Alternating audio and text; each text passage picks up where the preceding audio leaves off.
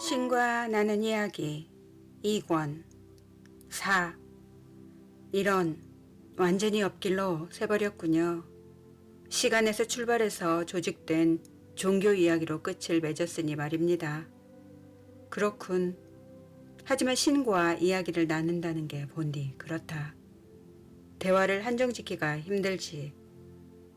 3장에서 당신이 이야기한 논지들을 제가 요약할 수 있을지 한번 보겠습니다. 이 시간 말고는 어떤 시간도 없고 이 순간 말고는 어떤 순간도 없다. 시간은 연속체가 아니다. 그것은 오르락내리락 하는 틀, 서로 위아래로 포개진 채 동시에 일어나거나 발생하는 순간들이나 사건들을 지닌 틀 속에 존재하는 상대성의 한 측면이다. 우리는 주로 잠자면서 시간, 전 시간의 이 영역 속에 있는 현실들 사이를 끊임없이 여행한다. 기시감은 우리가 이걸 알아차리는 한 가지 방식이다. 지금껏 우리가 존재하지 않았던 시간은 없으며 앞으로도 영원히 없을 것이다. 영혼의 나이라는 개념은 사실은 시간 길이가 아니라 자각 수준과 관계가 있다. 어떤 죄악도 없다. 우리는 있는 그대로 완벽하다.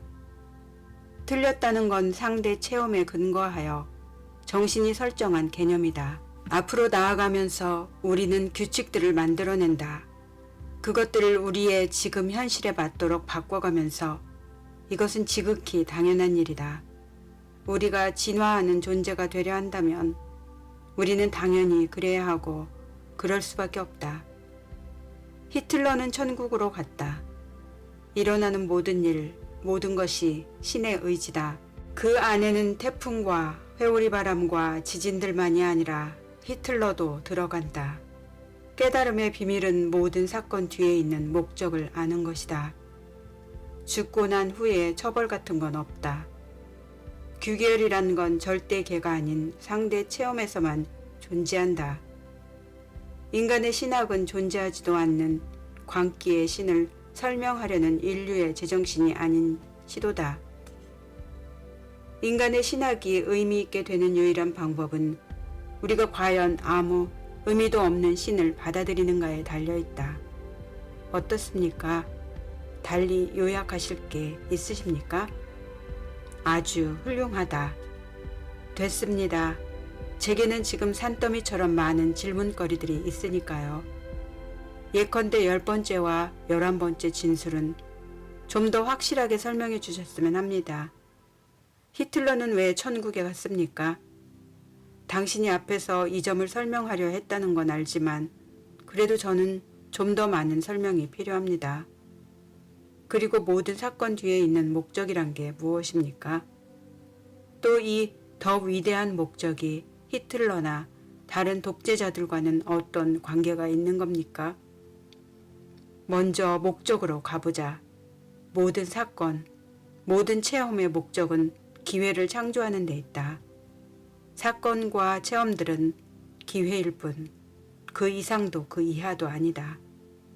그것들을 악마의 작품이니, 신이 내린 벌이니, 하늘이 주신 상이니, 혹은 그 중간에 어떤 것으로 판단하는 건 잘못이다.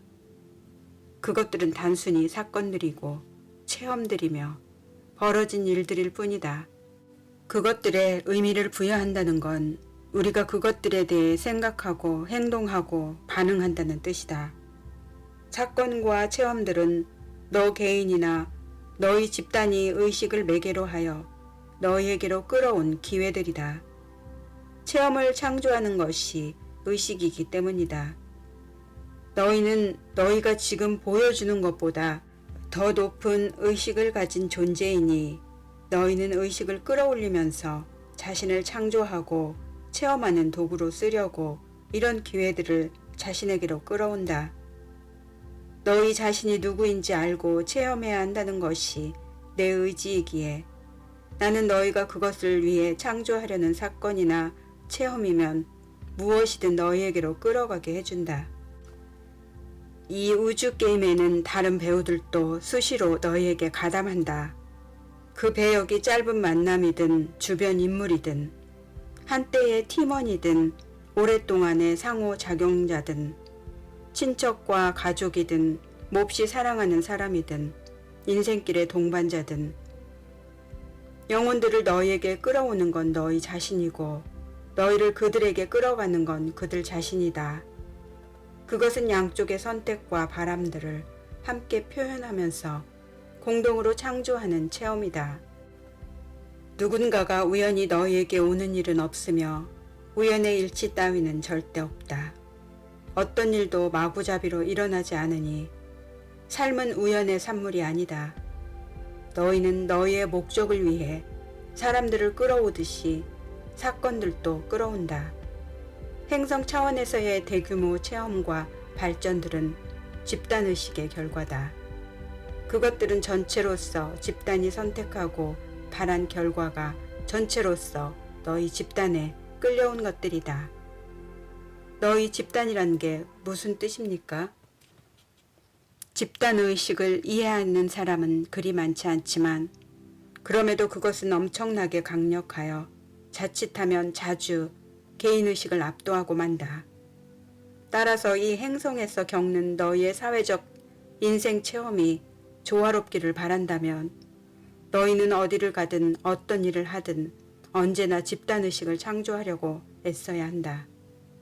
만일 내가 그 집단의식으로 너 자신의 의식을 반영하지 못하는 집단에 속해 있는데 당분간은 그 집단의식을 효과적으로 바꿀 수 없다면 그때는 그 집단을 떠나는 것이 현명하리라. 그렇지 않으면 그 집단이 너를 이끌어갈 것이다. 그 집단은 내가 원하는 곳은 개의치 않고 자신이 원하는 곳으로 갈 것이다. 만일 내 의식과 합치하는 의식을 가진 집단을 찾을 수 없다면 그때는 스스로 한 집단의 발단이 되도록 하라. 비슷한 의식을 가진 다른 사람들이 내게로 끌려올 것이니 너희 행성에 지속적이고 의미 있는 변화들이 일어나게 하려면 개인과 소집단들이 대집단들의 영향을 미쳐서 마침내는 가장 큰 집단인 인류 전체에 영향을 미치도록 해야 한다. 너희 세상과 그것이 처한 상황은 거기에 사는 모든 사람의 결합된 전체 의식을 반영한다. 내 주위를 돌아보면 알겠지만 해야 할 일들이 무척 많다.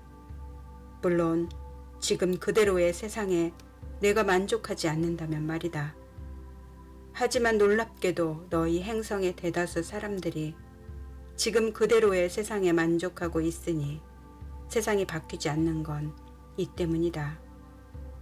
대다수 사람들이 동등함보다는 차별이 대우받는 세상, 불일치가 갈등과 전쟁으로 해결되는 세상에 만족하고 대다수 사람들이 가장 잘 적응하는 자가 살아남는 세상, 힘이 정의인 세상, 경쟁이 요구되는 세상, 이기는 것을 최고선이라 부르는 세상에 만족하고 있다.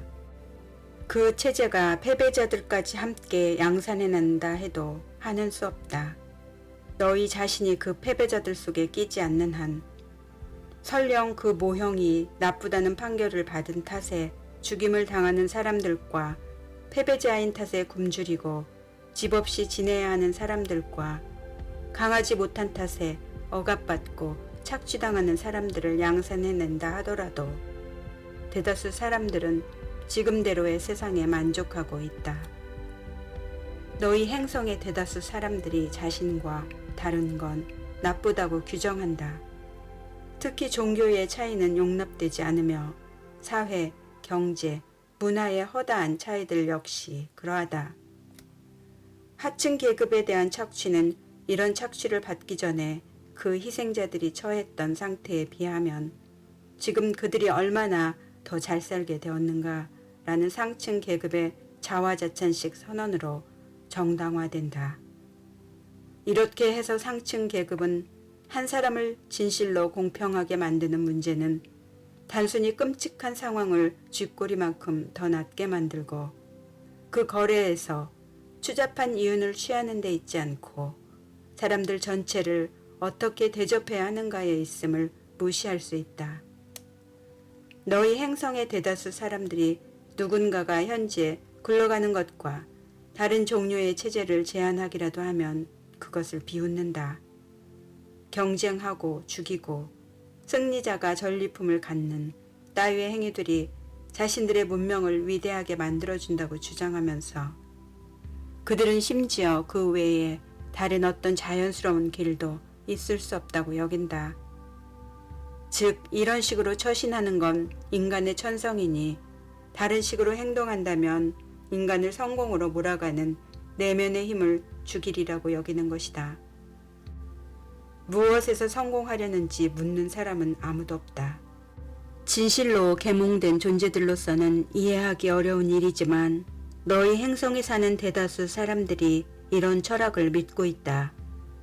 그리고 이 때문에 대다수 사람들이 고통받는 대중과 소수에 대한 억압, 하층 계급의 분노, 자신이나 자신의 직계 가족이 아닌 다른 사람들의 생존 욕구에 무심하다.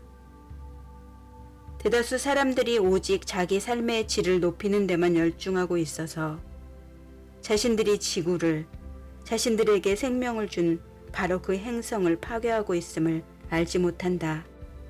놀랍게도 그들은 단기간의 이익이 장기간의 손실을 만들어낼 수 있고 실상 지금 이 순간에도 만들어내고 있으며 앞으로도 그러하리란 사실을 관찰할 수 있을 만큼 충분히 멀리 보지 못한다. 대다수 사람들이 공동선이라든가 세계의 일국주의라든가 모든 창조물과의 분리가 아니라 그것과의 통일로서 존재하는 신이라든가 하는 개념을 가진 집단의식을 두려워한다. 통일로 끌어가는 모든 것에 대한 이 같은 공포와 분리시키는 모든 것에 대한 너희 행성의 예찬이 바로 분열과 부조화와 불일치를 만들어내는 원인이다. 그럼에도 너희는 자신의 체험에서 배울 능력조차 없는 듯 그런 행동들을 계속함으로써 계속 같은 결과들을 빚어낸다. 고통이 계속 용납되는 건 너희가 남들의 고통을 자신의 것으로 체험하지 못하기 때문이다.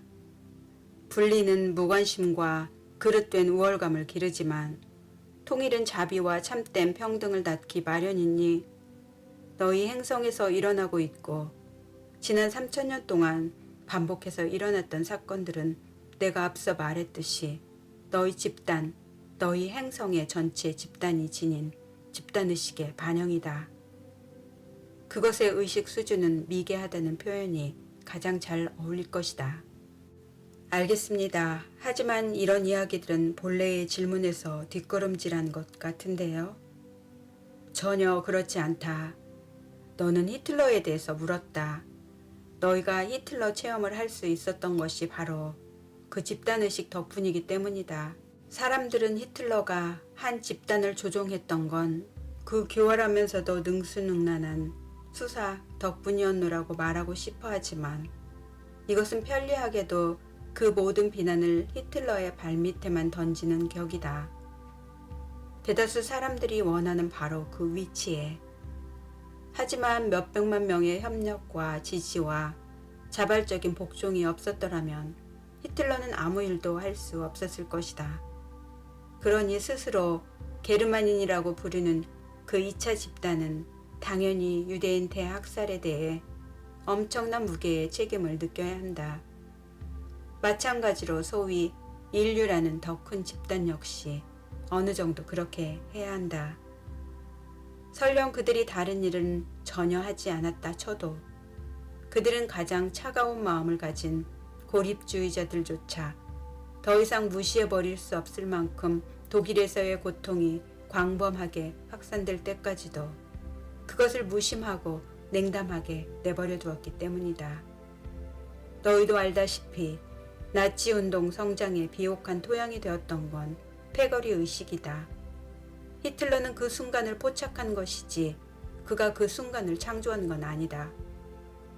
이것의 교훈을 이해하는 것이 중요하다. 계속해서 분리와 우월성에 대해 떠들어대는 집단의식은 대중이 동정을 잃게 만드니 동정을 잃게 되면 그 다음엔 당연히 양심을 잃기 마련이다. 완고한 민족주의에 뿌리를 둔 패거리 개념은 남들의 곤경은 무시하면서도 자기네 곤경에 대해서는 다른 모든 사람이 책임지게 만든다. 그렇게 해서 복수와 교정과 전쟁을 정당화하는 것이다. 아우슈비츠는 유대인 문제에 대한 나치식 해결책, 즉 그것을 교정하려는 시도였다.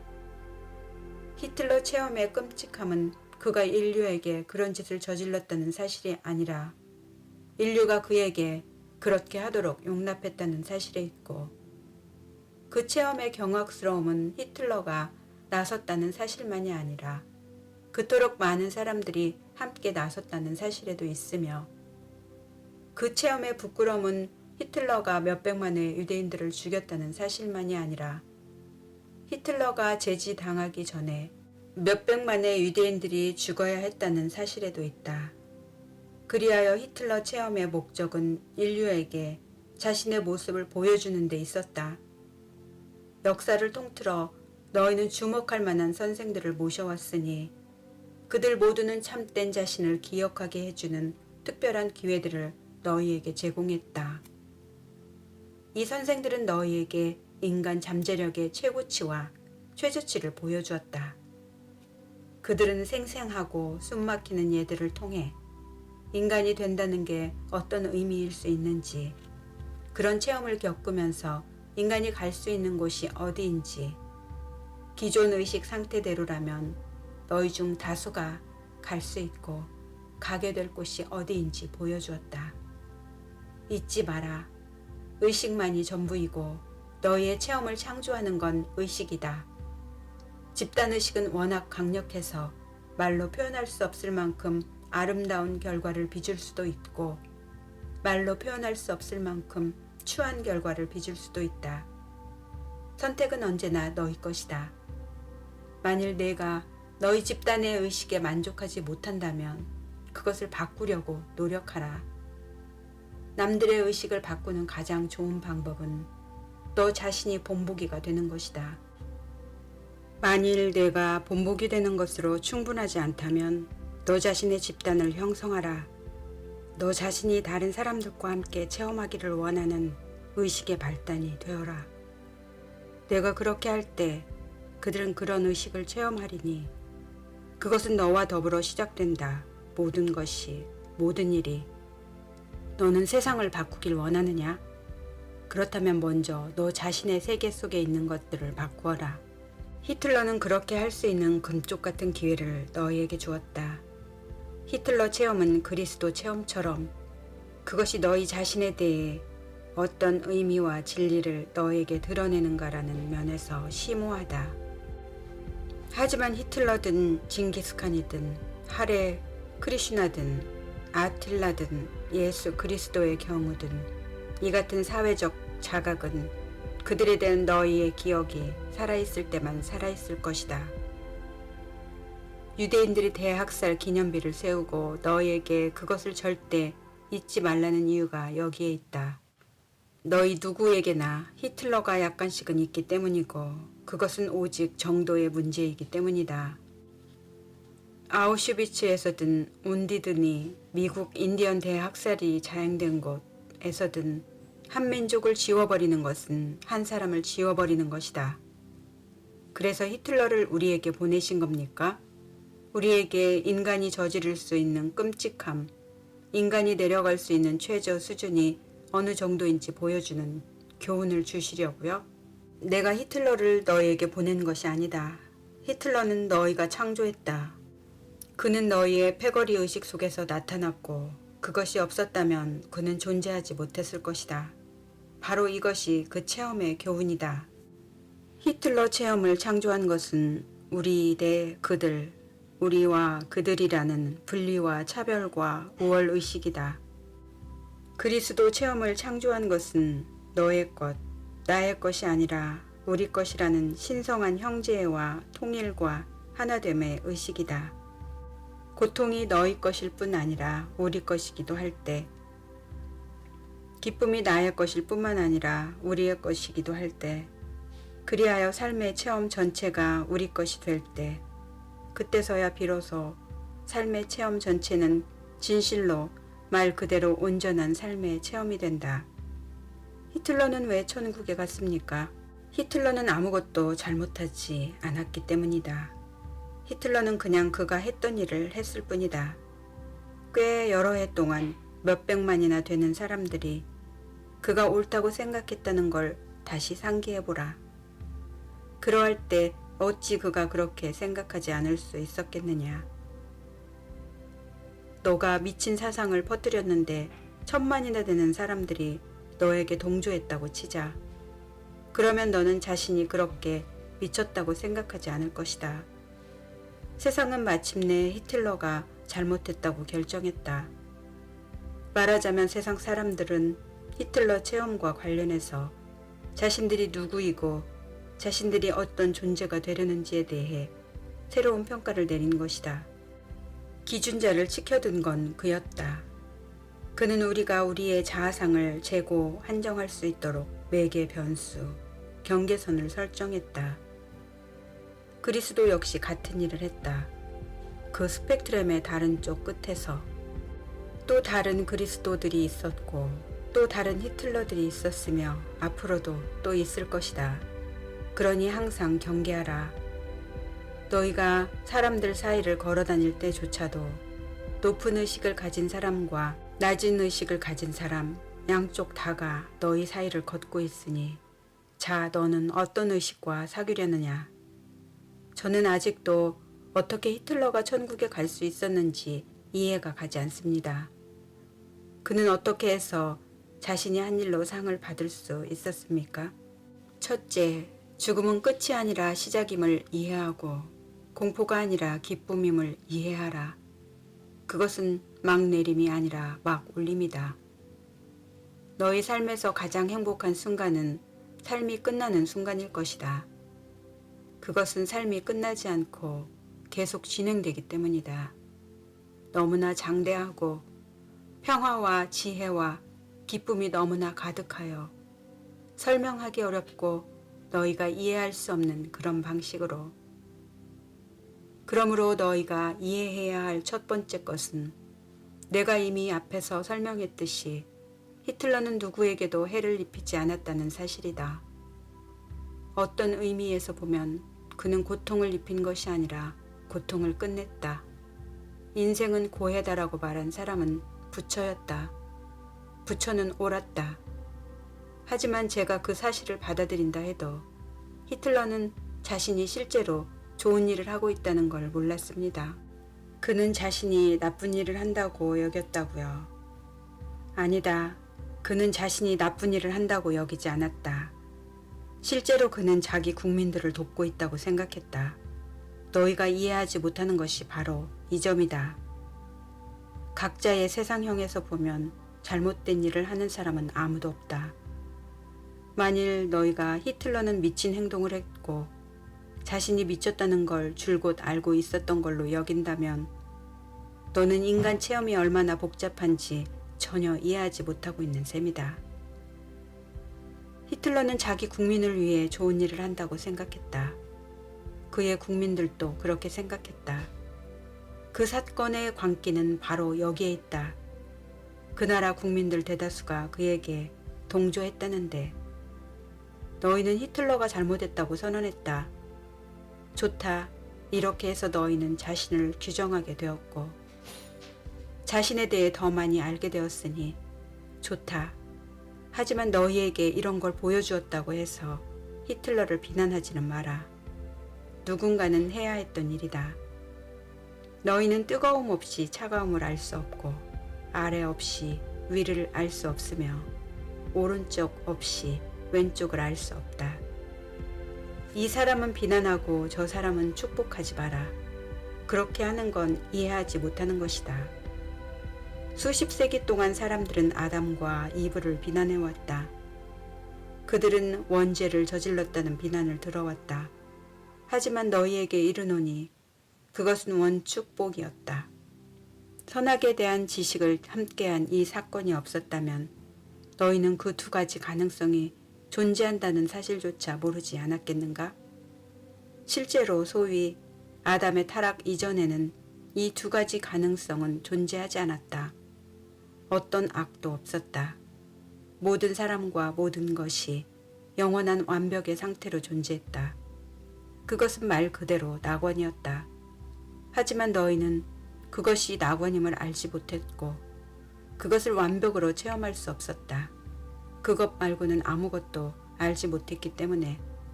자, 이래도 너희는 아담과 이브를 비난하겠느냐? 아니면 그들에게 감사하겠느냐? 그리고 말해봐라. 히틀러를 내가 어찌 대해야 하겠느냐?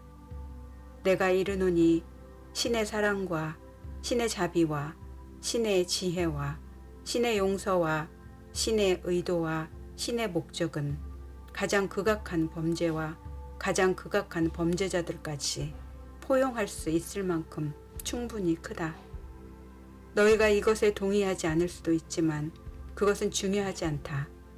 너는 이제 막 자신이 무엇을 찾으러 이곳에 왔는지 배웠다.